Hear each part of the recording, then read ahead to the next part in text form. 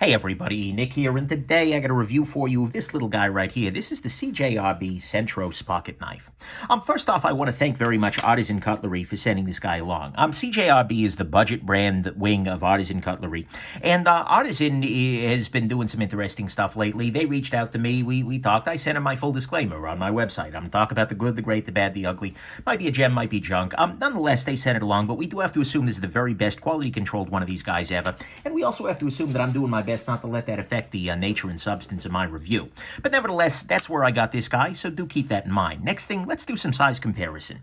This is not a tiny knife. Here it is against the Spyderco Delica, Ontario Rat number 2. And I'm actually going to bring the Rat 1 back into play real quick, just because that's much closer in terms of size to this guy. And in fact, it might be its closest competition. The Rat 1 and D2 Steel and this guy are going to be head-to-head, I think, for a lot of people, so that's a fair size comparison. Here it is against the Spyderco PM2. And then I think that ought to do it right now for size comparison, although I do actually want to do a quick blade length measurement on this guy. This guy is coming in right around like 3.66 or so inches, someplace in that vicinity. And so you do want to keep that in mind as you're thinking about legal carry on this guy. So there you go. Next thing, who's the designer of this guy? This is a Dylan Mallery design. I actually don't know who all Dylan Mallery's work with. Really, at the moment, I think I only know of his work from, collaborating with Artisan, because he did the, is it the Archeo? I think so. Either way, he's done another full-line Artisan knife, and this is, I think, his first one for CJRB. But it's a nice design, and so I figured I'd highlight the designer. And then finally, finally nothing. Let's just go ahead and jump into the good, the great, the bad, the ugly of this very interesting knife. So on the good side, to start with, it has a very subtle lanyard hole. Where's the lanyard hole, you say? Everywhere and nowhere. Actually, it's right here. They have what inside here, a little rotating pin into which you can insert the lanyard. And so this is beautiful because if you don't use a lanyard, then you don't care that this pin exists. And if you do use a lanyard, it keeps it well away from the blade, etc. It's a nice little detail. It's easy to wrap tightly a piece of paracord around there, and it mounts well in the way that it has plenty of accessibility up. This is just a really nice way to do a lanyard without having a lanyard hole, mucking everything up for everybody else. So that's a very nice thing. Next thing, design-wise, I like the lines on this guy. It's one of those knives that feels fast. You put it on the table, you're like, whoa, that's pretty cool looking. And especially if you give it a little bit of this sort of thing, like, oh yeah, that thing's looking like a freaking Camaro or something. I don't know if Camaros look fast anymore. I don't follow them. Anyways, nonetheless, it looks like a very fast little knife here. And I think design-wise, there's a lot to love about it. The blade shape, it feels designed rather than feeling, well, like every other knife ever. And so that's a very nice thing. Next thing, I do like the lock bar access. What we can see here is we've got very easy access to this lock bar. It's quite easy to just bring your finger in here and slide that guy shut. We'll talk about a way they could make it a little easier in the future still, but it is definitely very easy lock bar access. So that's a nice thing.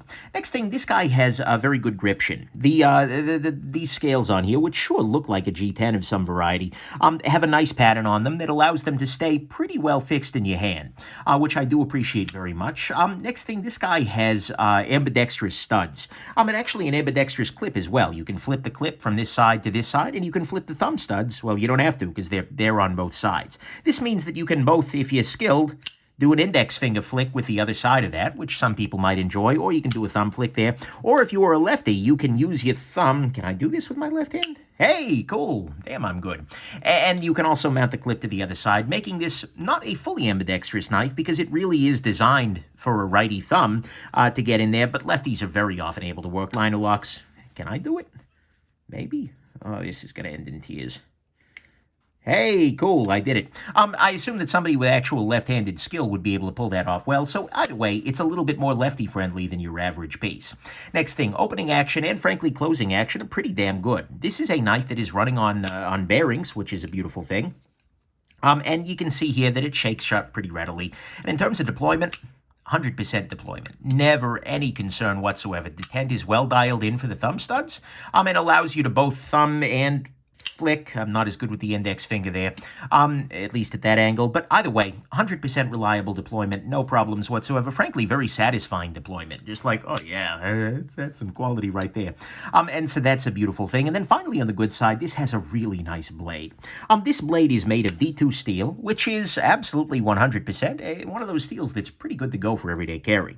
Depending on the heat treatment and whatnot, it can vary a little bit, but at the same time, yeah, D2 is a good thing to see in a budget sort of knife. But more importantly, it is a relatively thin edge. Take a look at the, well, let's see here. There you go. Take a look at the thinness of that tip. That's going to be a problem if you're regularly using your knife to pry, but don't use your knife to pry and you won't have a freaking problem. But it even thins out pretty well down behind the edge. This is a knife that cuts things, and that's not something I should have to comment on in 2019, but alas, that's the nature of the world.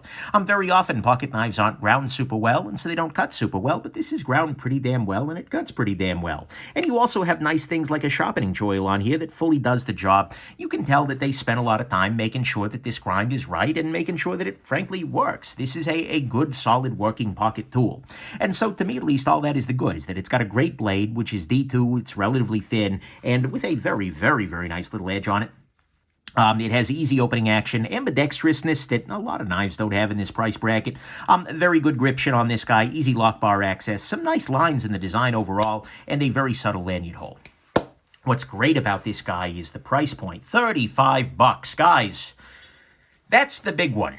This is one of those knives that, certainly if this were priced at $100, I would start to get a little bit more touchy about it, substantially more, because, there were things you can definitely improve. But at the same time, holy crap, $35 for D2 steel, bearing action, a thin blade that's ground reasonably thin, that cuts pretty well, and yeah, yep, 100% yes. This was a knife that, they handed it to me like, okay, this is good.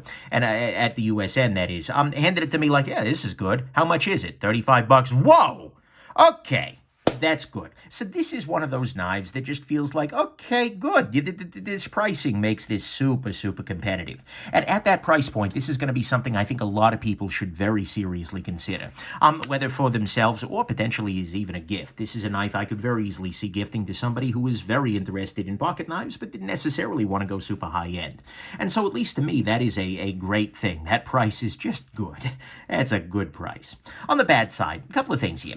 To start with, I would maybe like to see the clip a little bit more canted. That means a little bit more kicked out to the side. That way the knife carries a little bit further back in the pocket, and I think it might also help with the ergonomics. And the ergonomics are a factor here because the clip does provide a hot spot in the back here.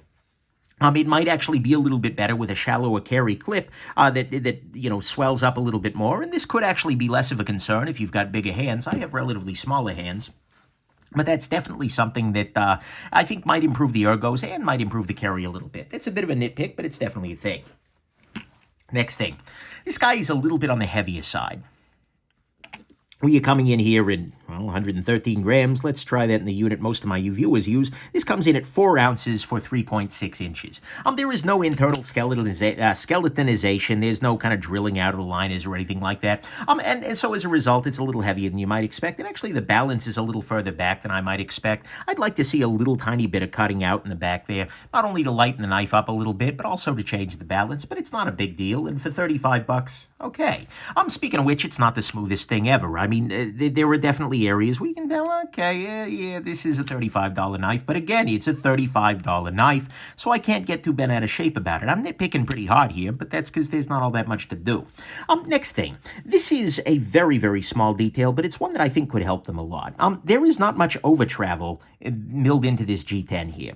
It would be very nice, actually, if there were just a little bit more of a gap between where the lock bar goes and the G10 there. That would allow you to more easily disengage the lock, because on a couple of occasions I found it like I'm really having to give it a good press over here to get things unlocked. Having just a little bit more of a gap for this lock bar to swing out into might be helpful in terms of ease of unlocking. They just make it, 100% reliable, especially when you've got a relatively prominent detent ball on there. They have relatively low lock bar tension, which is nice, but having that running into that G10 pretty easily makes it a little bit kind of trickier. So maybe a little tiny bit of cutout on the G10 over here might help, but again, $35, so I can't get too bent out of shape. One thing that I can get bent out of shape, though, is that length. Because in the U.S. here, there are many, many states and many, many regions where 3.5 inches is a relevant legal line. And by making this knife 3.6 inches, they have done nothing but screw a bunch of people over. There is literally no point that, well, there is a point there, quite literally, but there is not a point to having an extra 0.16 inches on the end of a blade. And considering that 0.16 inches might be the difference between this knife being a quality everyday tool for you and this knife being a felony for you, that's kind of a problem. And so I really dislike when makers go right above a legal line rather than right below it. If this guy came in at 3.45, I think it would be no less compelling in a lot of ways, but would be much more legal. And so I do hope that they consider either trimming that down or at the very least make a smaller version of this knife. That'd be pretty excellent. I hope there is a mini Centros coming down the pipe. No inside information or anything, but yeah, you get on that, guys. So, at least to me, that's what's bad here, is that it's 3.66 inches, which, guys, come on, that's not winning us anything. It has maybe a little bit of, it'd be nice to have a little bit of cutout here for the over travel, for just to make this a little easier to disengage. It's not the smoothest thing ever, but $35. It's a bit heavy in the back, but $35. I'd like to see the clip more canted, and that's mostly because this clip is a little bit of a hot spot, but again, that could be hand-specific. But that, to me, honestly, is the bad, and there ain't that much bad there. Ugly-wise, there's nothing ugly. I like this knife a freaking lot. In fact, this is a knife that the designer was super eager to show me at the USN show. I bumped into him. He said, Nick, you have to see this. And he handed this knife to me and seemed very, very proud of it. And you know what? He deserves to be proud of this because this is a really nice knife. Seriously, this has a nice design, and it really does. The design of this knife, it is a designed knife, whereas a lot of the budget options often feel like, well, in-house designer. We got a guy who looked at a bunch of knives and then drew something that was knife shape, but no, this is design. It also has a nice grip. It's got some love for the lefties, a great blade, and a price point that makes this doable for a lot of people. It's a little heavy. It's not, oh my God, incredible smooth for the price. I'm sorry, but it is at the price. It could use maybe a little more line of travel, and the size is just a little bit over a legal line with a bit of a hot spot for the clip, but honestly, for $35, this is really good. In fact, 3 years ago, this would have been like the toast of the town. Everybody would have been just like crying in the aisles because this thing is so impressive. And it's a testament to how much the market has shifted that I'm not falling all over myself to issue fawning praise here. This is a really excellent knife. This is absolutely a great piece. But there are a lot of really great pieces down there now, but this is one of them. It's also a really, really good evidence of the role of a good designer in making a good knife. I'll compare this guy to what I think this is the Tiger. And not like the tiger is in Eye of the Tiger, but the tiger is in the geoclimate zone. Maybe it's the Talus. I forget exactly which. Either way, this is another knife by CJRB. You can see that construction-wise, it's very similar. But this one is so incredibly vanilla, it just feels like every other folding pocket knife ever, and as a result, it's fine, but it's not all that interesting. Whereas here, there's actually been a designer involved. There's somebody who loves knives, who loves design, and really kind of dove into it, and wanted to do something that was not just a relatively cheap knife, but a relatively cheap knife that also happens to be a design statement and has a lot of thought built into it. I'm not saying this guy had no thought. I'm just saying this is so vanilla, whereas this has a little bit of something to it that makes it a little bit more kind of compelling. This one stands out above everything else I've seen in the CJRB line on the strength of that distinctive design. I think this is CJRB's best knife at the moment, at least of the ones that I've handled. And, this is a really, really good knife. There are lots of good knives in that 30 to 40 range now. You get knives like the Civivi Praxis right here, which is, I think they're still available down in that sort of range. You get, of course, your Ontario Rat number 1, Rat number 2. In fact, the Rat 1 is probably the closest comparison for a lot of people. If they want bearings, I'll send them here. If they want washers, I'll probably send them here. But you know what? And this guy's a little thinner behind the edge, which is a nice detail. But at the same time, you get also things like Steel Will. You get things from like Ruwaiki and the Cricket LCK. There are some other great knives out there in this range, but this guy absolutely is among the really good knives in that budget price range. With this design, with this construction, with this blade, and most of all, with this price, I really don't hesitate to call this knife a gem. This is really, really nicely done. If you love the design, it's an absolutely great knife. If you don't really care about the design, but you want a good budget choice, you know what? It's a pretty great knife too. And even if it's a great knife, even if you just want something that'll be a relatively nice daily tool, right? This is something I would not hesitate to give to somebody who's not like a knife person, but just needs something to cut things. As long as this length is okay with them, you know what? That would be a very nice choice. And so this is a very nice knife. It is absolutely a gem. I'm hoping for a mini version of it because, oh my God, if they could do the Rat 2 to this guy's Rat 1, that would be nice. But mostly I'm just very impressed by it. So very, very well done, Dylan. Well done, CJRB. And if you're looking for a nice budget pocket knife with a touch of design here, this guy could absolutely be the Centros of your attention. So there you go. I hope this has been interesting to you, and have yourselves just an absolutely wonderful rest of your day. Bye now.